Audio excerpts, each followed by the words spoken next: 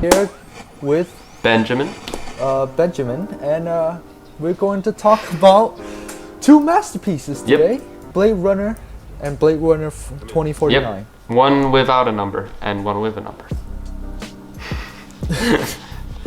So, how do you want to talk? What do you want to talk about first? Let's start off by doing the Ridley Scott version, because let's go chronologically. Okay. So maybe like for those who don't know, Right. let's present who Ridley Scott is, because I'm sure there's like some people who don't know who he was. But Ridley Scott is a famous English director. He's the reason Alien exists. There was Prometheus. We don't talk about that. But yeah, he's also the reason Blade Runner exists. Well, you know, that and the original author of the book. Yep. Yeah. So before we dive into something, I wanna make a comment about Ridley Scott real quick. Yeah. First of all, it's just a plug-in, so and might as well just like hype it up. But this year is his year. If he doesn't win any Oscar, if his movies don't win any Oscars, I don't know what isn't to say, he? man. The Last Duel and House of Gucci. Man. And I'm The Last hyped. Duel. Okay. Yeah, that, I have to say, have you seen? Oh my God, have you seen what they did to Jared Leto? Oh my God. Yeah, dude, I could not couldn't recognize him, bro. either. Oh my God. He was so good. They like turned him into Jabba the Hutt. Yeah. When I saw him, I was like, That's Jared Leto? How? That's the Joker? No, but but Jared Leto also like he is pretty impressive. Like the roles he's taken on. Like have you seen the Dallas Bios Club? Yeah, his role is insane in that. He did everything great except. No, we don't talk about Joker. Everything he's in, Okay. wow, so good. Yeah. We love you, but the Joker, Yeah. it's like for some reason, for some reason didn't work that well. But like you know, it's not for everybody. It's the producer fault. We'll it's say the that. producer fault. Yeah. So Blade Runner is based off Philip K. Dick's book Do Androids Dream of Electrical Sheep? And it's kind of and yeah, that's basically it. That's what it's based off of, and Ridley Scott directed it. Let's get into it. So what is Blade Runner about? It's technically like the first Blade Runner is about Rick Deckard, the Blade Runner, hunt down the other basically The androids technically. they're replicants. What do They're they call them replicants. Yeah. Yeah, replicants. There you go. they're like clones of humans, but they don't have a soul. Yeah. So yeah, Yeah, and I have to be honest, this movie, like, I to put completely fair, I watched the second first, and then I watched the first one. It's kind of opposite.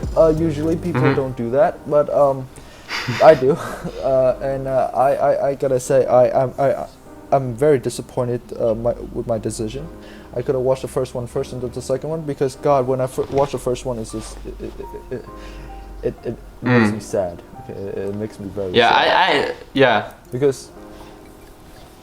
Because when I watched the second one, when Cave found Deckard, I was like, God damn, Deckard is pretty badass. Like he's so cool.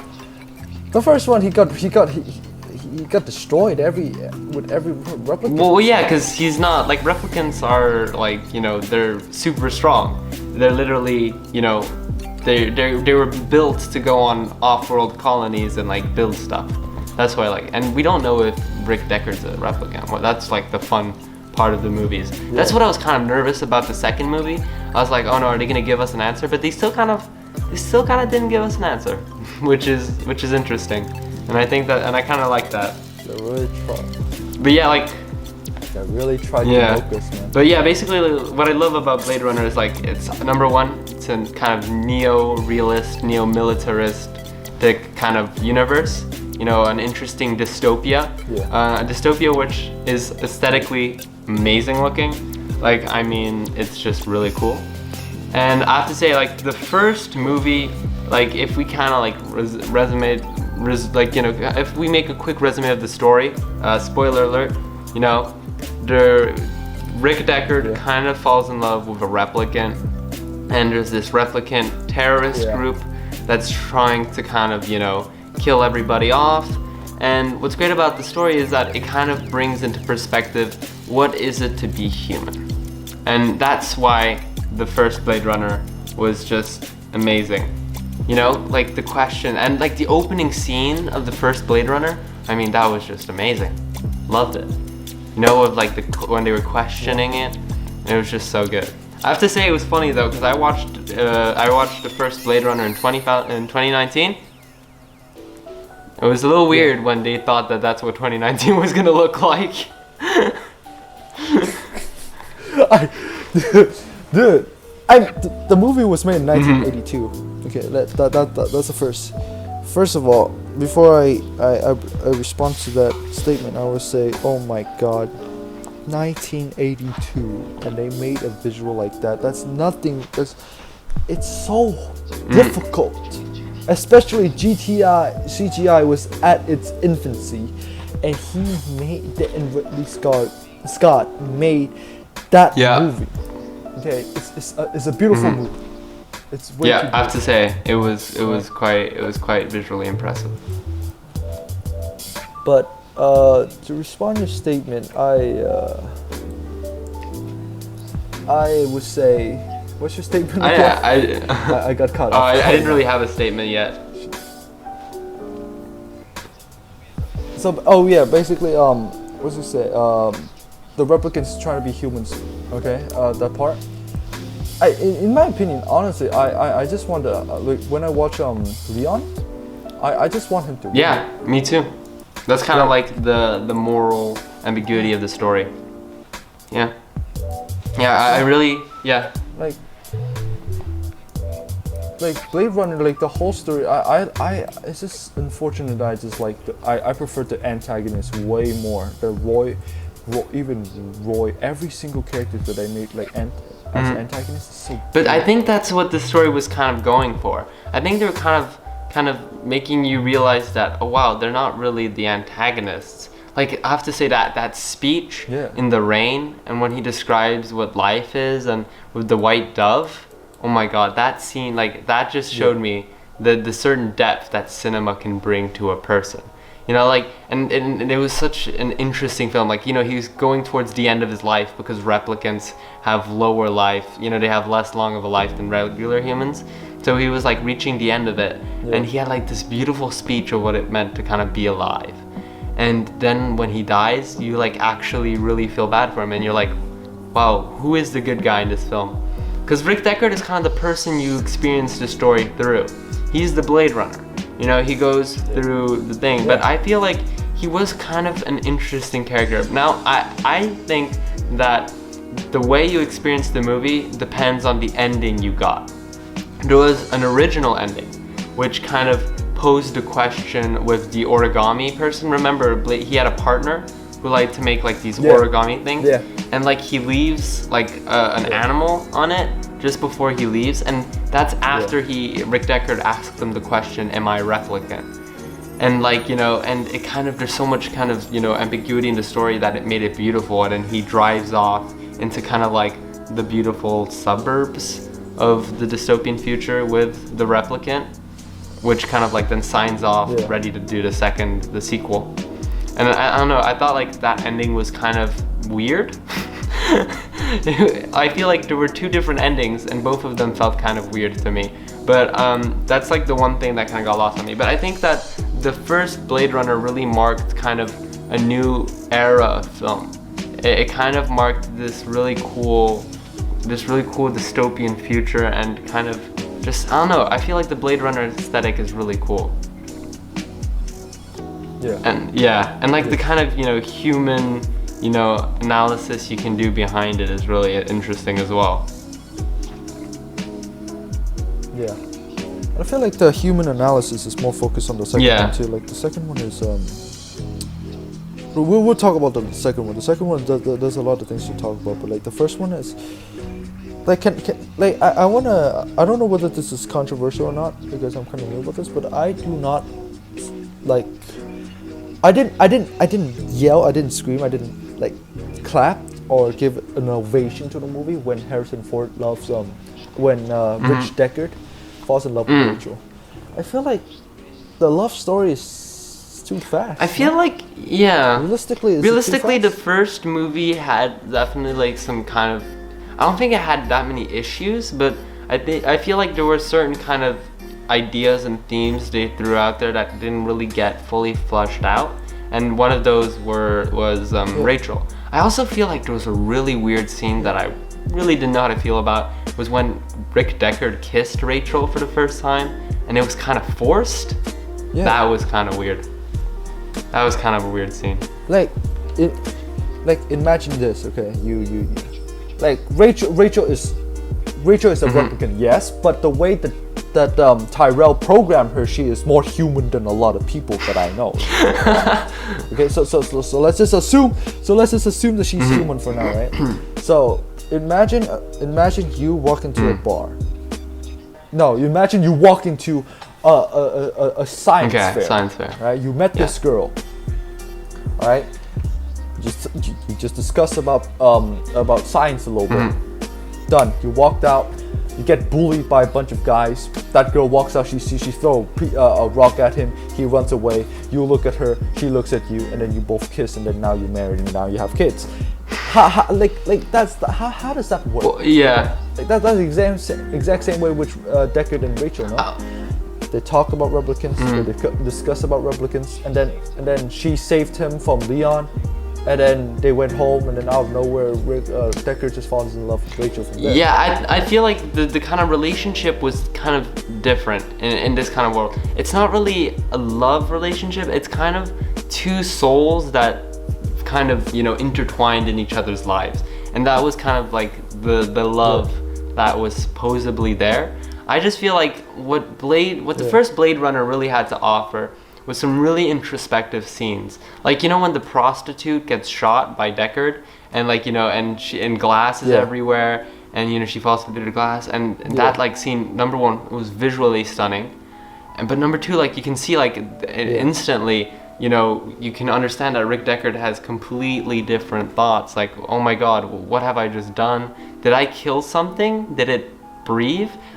Killing it felt like I actually took someone's life. It feels like I took a soul, but it's a replicant. How can that be? And I feel like those kinds of questions really cemented what the next movie polished to perfection with K. So I think with this kind of ground making and kind of understanding that the first Blade Runner was, an amazing film that that really started something kind of great and brought an amazing film aesthetic. It really just brought Blade Runner 2049, which personally I thought was much better than the first one. Just because, not really just the directing style as well. So I think it's a perfect transition for us to go into Blade Runner 2049. And I want to say something. Like, if Blade Runner, the first one, ends completely, right? It will never be made this. If we live in a world where there's no 2049, in my opinion, Blade Runner wouldn't be as good. Okay, in my opinion, because Blade Runner 2, they like you said, they intertwined. Okay, they intertwined the plot, and they did say this one, Wallace did say this one quote. Okay, he said, he talked to Deckard, and he asked, did you were you programmed to love Rachel first sight or not? Like, he create those questions that makes maybe Deckard was programmed to love Rachel when he saw her. The love story makes more sense just by that question, in my opinion. Yeah, I think that's also a possibility. I feel like that's what's great also about the movie. It's completely open to interpretation. Either it's because some of the people didn't have the answers themselves, or it's just one of those pieces that you can just look on, and even though and because some of the questions haven't been answered, it always keeps you kind of thinking about it. which is always great in a film. And that's what, Yeah. you know, the second film was also really great about doing. So, are you ready to do 2049? I want to talk about Blade Runner. Okay. One more, Okay. Another thing that might help Okay. us a lot. Let's look at Deckard's perspective. Okay, let's. How many replicants did he have to kill? Roy. Yeah. Zora. Yeah, the prostitute. Yeah. Leon.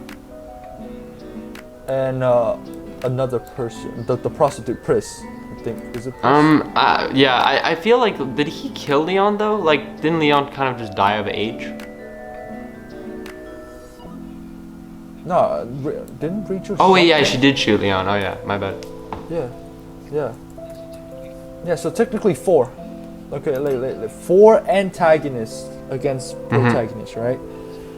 Now let's compare this movie with Spider-Man 3. Okay. Spider-Man 3 has 3. Spider-Man 3 has 3 antagonists: Goblin Jr., Venom, and Sandman. Why does Blade Runner has 4 antagonists and yet it's better than Spider-Man 3? People say they hate Spider-Man 3 because there are so many plots. There are 3 different antagonists when no one complains about 4 antagonists. Well, maybe it was because like the 4 antagonists were all one group of people that were kind of like the engroupment of the antagonists, you know? There you go. Yes. You just answered my question. Yes. I wrote an analysis about Seven Samurai, and I did say this: the only way for you to write like 3 or 4 antagonists in one movie is unless you write them as a group, or you write them as a subjective thing. Like, for instance, Scott Pilgrim vs. the World had the 7 ex-boyfriends, and like Kill Bill had you know the League of I forgot, but they were villains too, and it was a group of people. Yeah. You cannot write 3 antagonists, 3 villains with 3 different objectives. Alright? You can't, like, Green Goblin's objective is to revenge on his father. Venom's objective is to revenge on Peter. Sandman's objective is just to get money to save his daughter. You can't do that. Okay? You can't. Well, yeah, I guess that, like it's much more difficult from a writing point of view to kind of, you know, group 3 different objectives in kind of a small plot. Okay. Yeah. So, are you ready to talk about Blade Runner 2049 now? Okay, let's do it. The Holy Grail. The holy Denis Villeneuve film that everyone loves. Dude, So, I'm so annoyed now of Blade Runner 2049. You know the scene where Kay's girlfriend merged into Kay? Like, Kay was just looking through like a screen and she just merged into him. I tried to do that and it's so hard, bro. It's literally well, I mean, so you don't have like hard. the $100 million budget. What do you expect? I know, but even then, I know, I'm saying, like, even then, like, I envision my head, like, how did they do that? That is so, like, I watched YouTube videos where you can put green screen, right? All you need is a green screen camera. You can put, like a character, put their hands over the other character, right? Whatever, like, that's interesting. But you put your whole face and body through another person and you can see it through. Even with $100 million right now, I still don't know how they do it. Like, the visuals that they made are just utterly so hard for me to Well, yeah, I just from like what I think they may have done is maybe they like recorded both people separately and then merged both videos together and kind of made it look like, you know, they were doing the same thing and it was just well choreographed, maybe. Yeah, that's a possibility. The green screen, right? But the question that begs is the diagram, like the hologram. How can they make it? It blows me. Like, they have to put layers and layers, right? When Kay's girlfriend Ana de Armas at the rooftop, I think. Yeah, it was at the rooftop. Yeah, and Yeah, and rain pours through, and some of the rain went through her hand, and some not. Right? Well, then like she started adapting to Like- make it look more realistic. Yeah. Yeah, like, bro, that's visual right there makes zero sense to me, because you have to edit in a way that you put layers and layers. You have to record a scene where you allow her to put CGI on, where the water goes through, and you have to put another layer when she's like natural human, and then you just merge it into through CGI and stuff like that. I like it kills my brain when I think about it. Like I think I solved it, and then I just ask more questions later on. Yeah, no, the visuals are definitely impressive in this film, and I think the overall directing choices and the colors. Oh my God, the colors, insane. The color palette they chose for Blade Runner 2049, very well done. Well, but what's the last scene. No, but what makes Blade Runner 2049 so sad is that it completely tanked. No one wants to see it. And that's kind of like it for me. When I heard that it didn't do that well in the box office and that not a lot of people went to see it, like I actually thought like, oh my God, cinema is dying, you know? Like people are gonna go see the next, Spider-Man movie. They're gonna go see all the Marvel movies, but like no one went to see Blade Runner 2049. Like I made a presentation at my high school in my English class about it. Like not a lot of people heard of the movie. And that kind of hurt me, kind of hurt my feelings, because it's such a great film. Dude, I maybe because it's rated R, right? No, it's not even rated R. It's I like 13 plus. I don't know the rating system. In Europe, we don't do that. No, it's rated R. We have like 13 plus, 16 plus. For us, it's rated R because it shows nudity. Oh yeah, it does show nudity. And, cursing, yeah. I guess Europe doesn't care about But that. like even the Joker's rated R. Oh my God, Joker's that is violence, gory. cursing, all that is like they hit $1 billion. Like open someone's head right in front of the screen. And like when I went to see the movie, there were like a bunch of 13-year-olds there. Anyway, let's. Yet no one watches the Blade Runner series. This is so sad. But let's get into kind of like what Blade Runner 2049, like what it was kind of, what the story kind of meant. So when I saw like Blade Runner 2049, I was like, I was kind of going in not expecting much, to be honest. I was like, okay, the first Blade Runner was amazing. I really enjoyed it. I thought it was great. No way this is even a fraction of as good as that was. Boy, was I wrong. Like, you're introduced to this world, and interesting. We talked about Jared Leto. Jared Leto was in this film as well. Yeah, and I feel like his character was the perfect antagonist to kind of the story, because he was kind of a god character, a god who was blind, because he created all the replicants. And when we kind of see him creating the replicants, which was like a beautiful scene, we can see that he's kind of like a god that is blinded towards his own creation, and he doesn't kind of appreciate that they might have a soul. Because we're kind of going to a world, like Blade Runner is a world where it's been conquered by it's been conquered completely by humans. Nature is basically nothing. It's a relic of the past. Trees, what are those? Even the characters in Blade Runner 2049 don't know what trees are. It's a world where it was completely reduced to its kind of basic materials like plastic and things like that. And it enters one of my favorite actually film characters of all time, Kay, played by Ryan Gosling.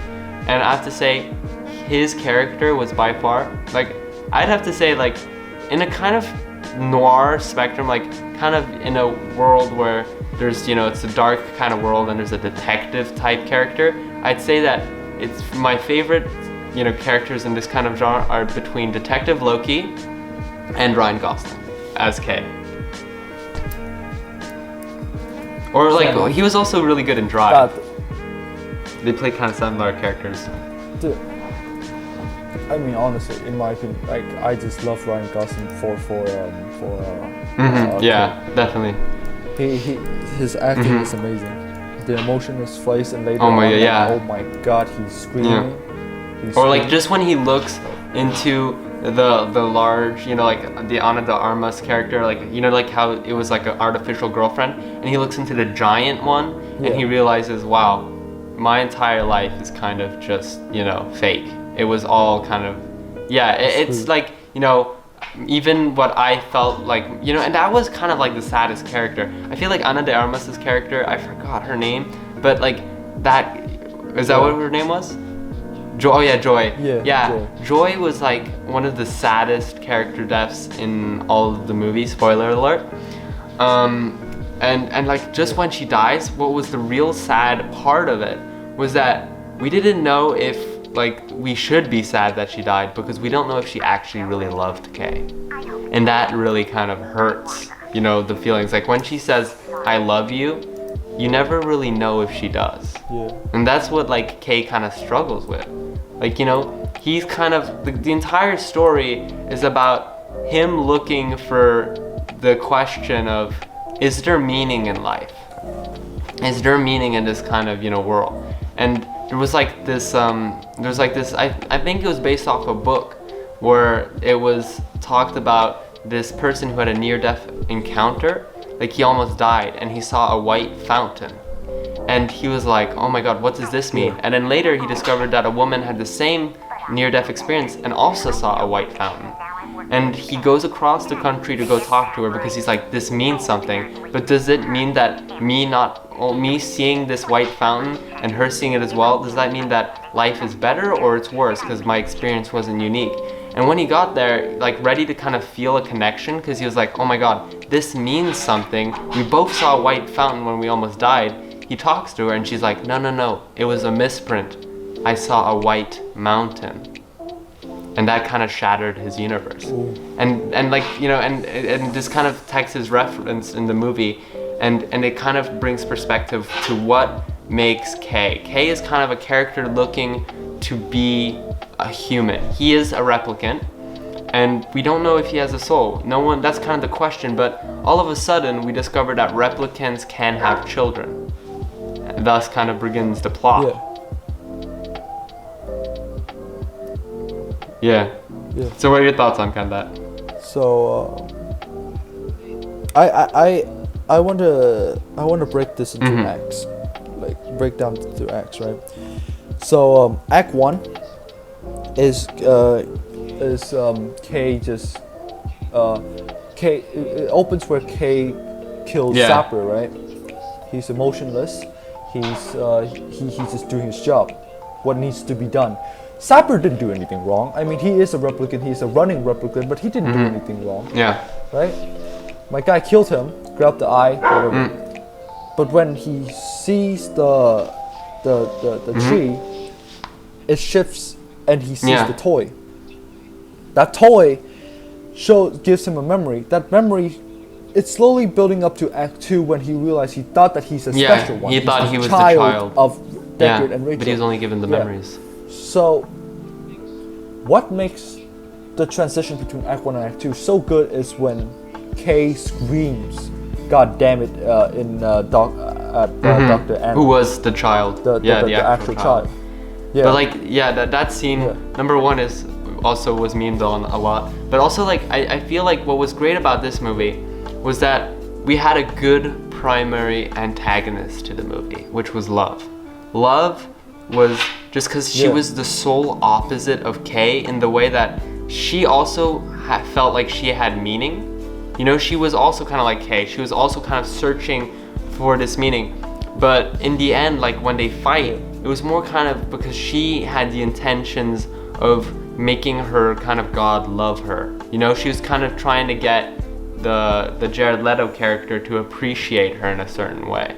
And I feel like she was the perfect primarily antagonist to Kay, because it was less of two people hating each other, but two people who had different kind of, not even like different opinions, but just had different, you know, had different stories to go. They had different desires and different kind of, you know, different kind of missions in their own eyes. And to accomplish them, they had to fight each other. You know? And it doesn't even make her really an antagonist, but just a person that was getting in the way of our main protagonist's story. Yeah. Yeah. So basically, Kay and Love have two different perspectives in life. They both see life, but in a very, very opposite way. There's a magnitude breach between them, right? And what makes Kay and Love so interesting is Love has an objective, Kay has an objective. Kay's objective, main objective, is to be a good officer. That's it. He is no more than just a replicant of basically a replicant Blade Runner. His job is to hunt down replicants. That's it.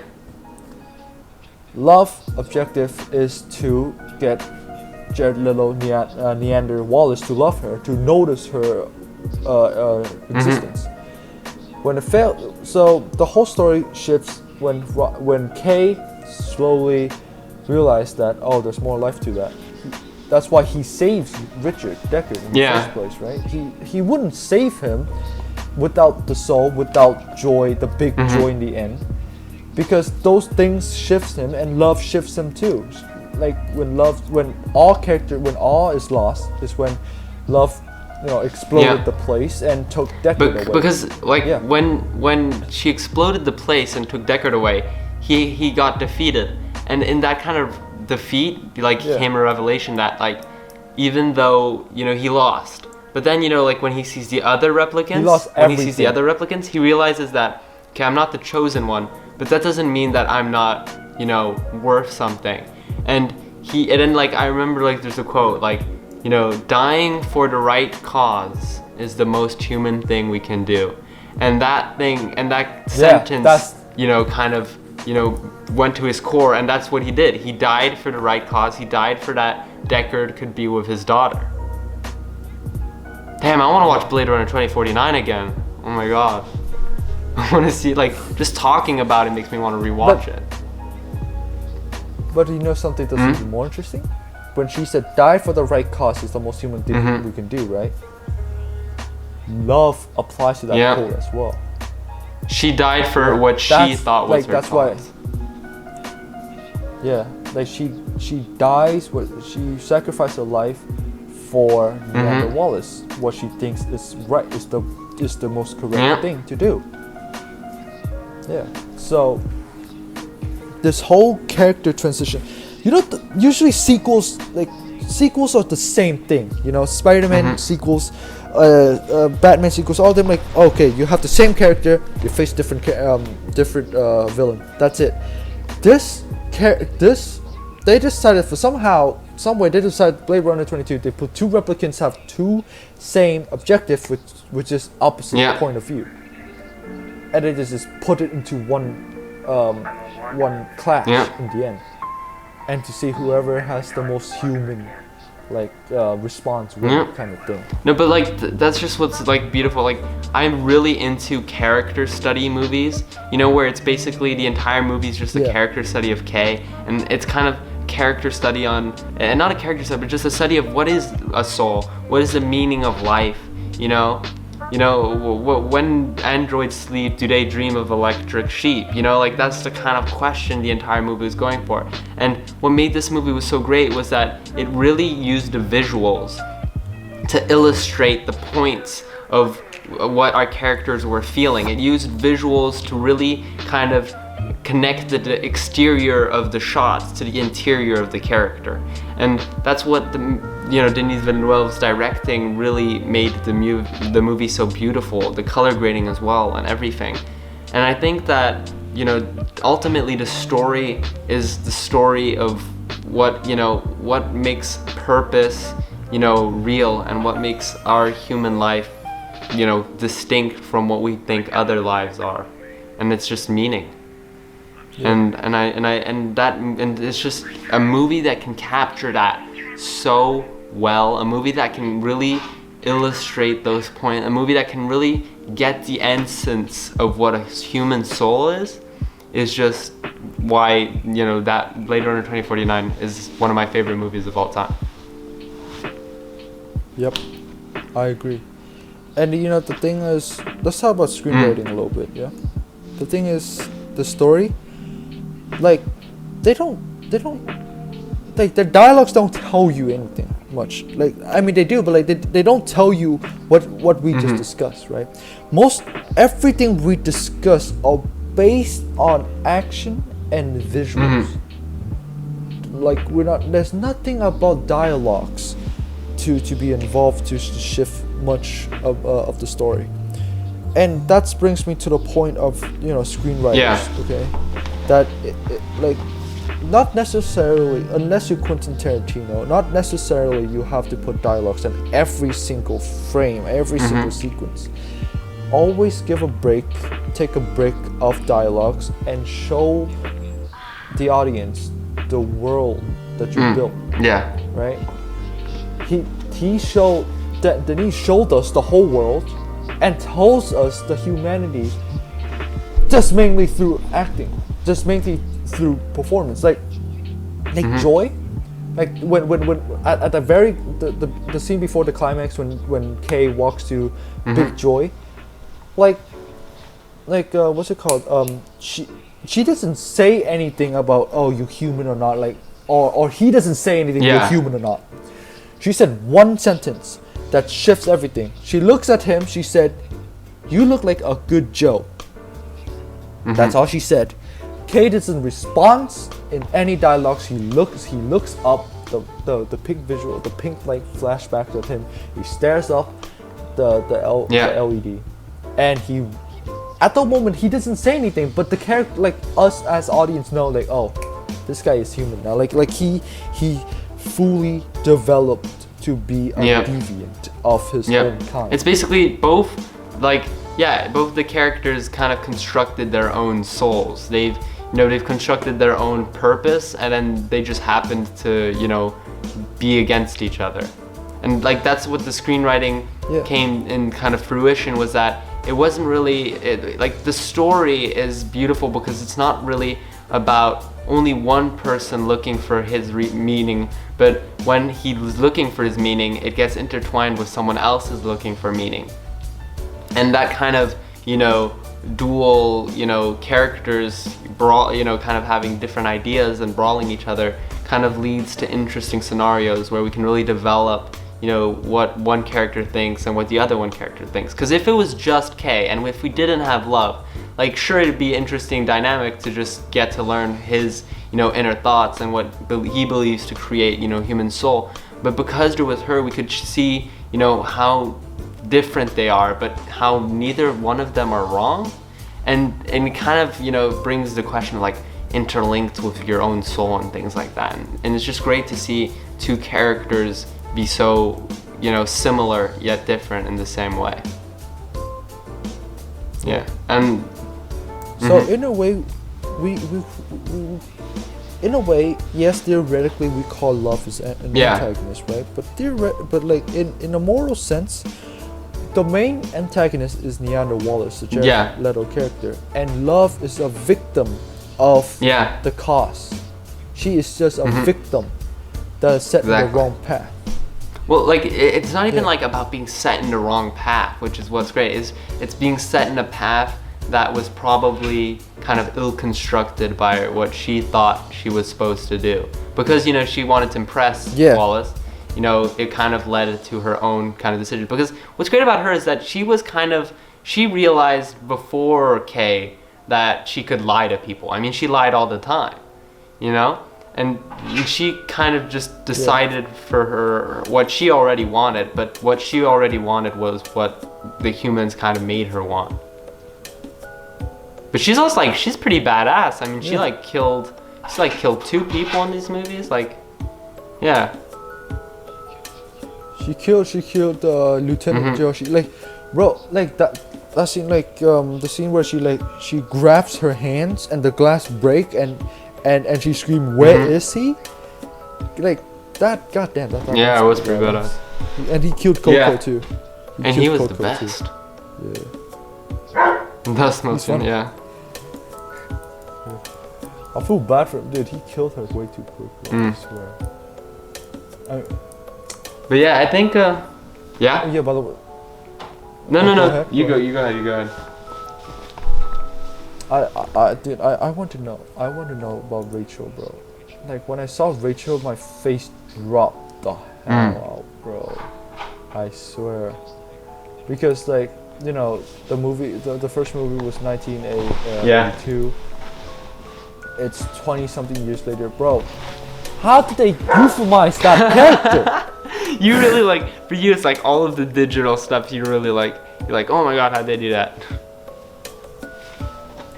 Yeah, but like you know the Irishman where like it cost 150 million on the Irishman where like to do visual effects of youthification of De Niro and Al Pacino, right?